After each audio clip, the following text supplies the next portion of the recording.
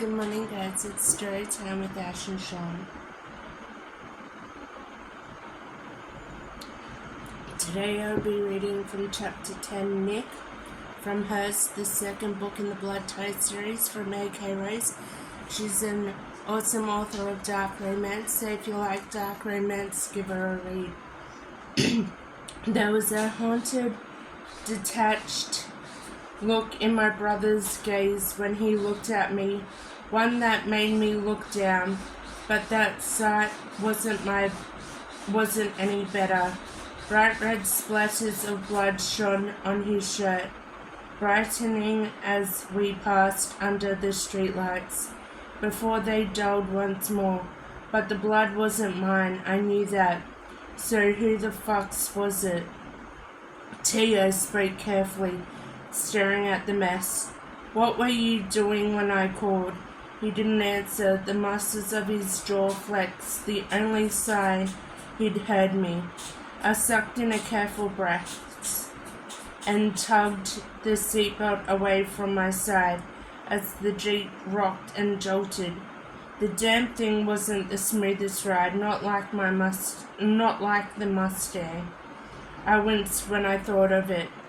The brutal crunch as I'd hit the gate.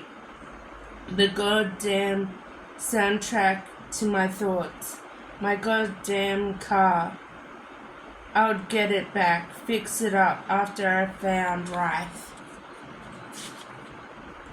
I swallowed hard and glanced at Tobias as he turned the corner, heading deeper into the city instead of to our home.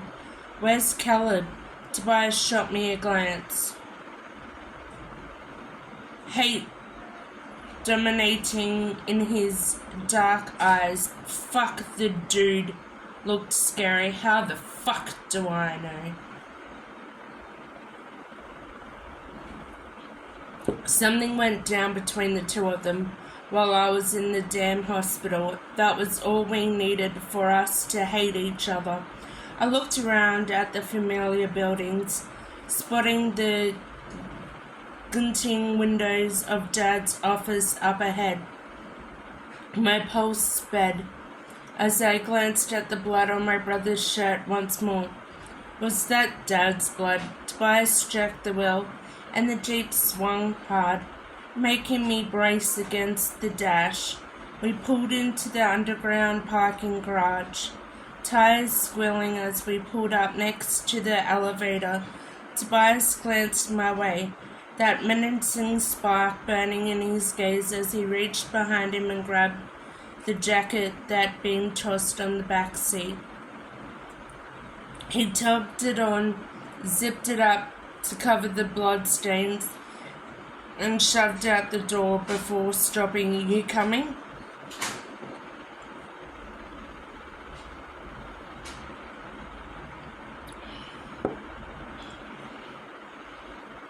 I stabbed the seatbelt release, desperation humming in my veins. Want to tell me what the fuck's going on, T? I asked, but deep down I really didn't want to know. I'd seen T like this only once before, pushed to the limit, deadly as fuck. Both times had involved our father. I braced my hand against my side, yanked the handle, and slowly climbed out. The glaring underground lights blurred with the effort. I sucked in hard breaths as the Jeep's locks gave a clunk. Part of me wanted to talk him down from what he was doing, but a bigger part of me didn't. I sucked in a deep breath as Tobias turned to the nearby locked doors and dragged an ID card from his pocket. I caught the image printed on the card, and it wasn't our dad. It didn't relieve me.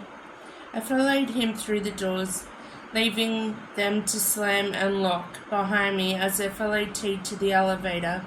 He'd pressed the card against the scanner, and the elevator doors opened. An uncomfortable silence filled the air as we stepped inside. I'd made it a point to avoid this goddamn place at all costs. Dad and I might not have been at war after Mum's death like he was with Tobias.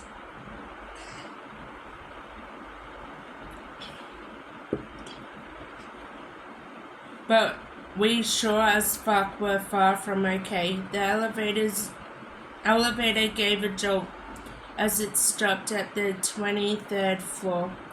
Tobias straight out and headed left, like he knew this place immediately. I followed as he pressed the unknown street card to the scanner and stepped inside. The reception area was sleek and expensive. Dad liked to maintain an office here, but that was as far as I knew. I had no idea who his clients were or what called him out of town so damn often. Now I was regretting not being more involved. Maybe then I could have seen all this coming. Blame weighed heavily on me as I strode through the doors after my brother and followed him through the small reception area. It was clean. A phone, coffee cup, and pictures of 2 young kids gave me the impression someone still worked here. A low moan cut through the air coming from the rear offices. I gripped my wound, fighting a wave of pain, and followed my younger brother along a hallway.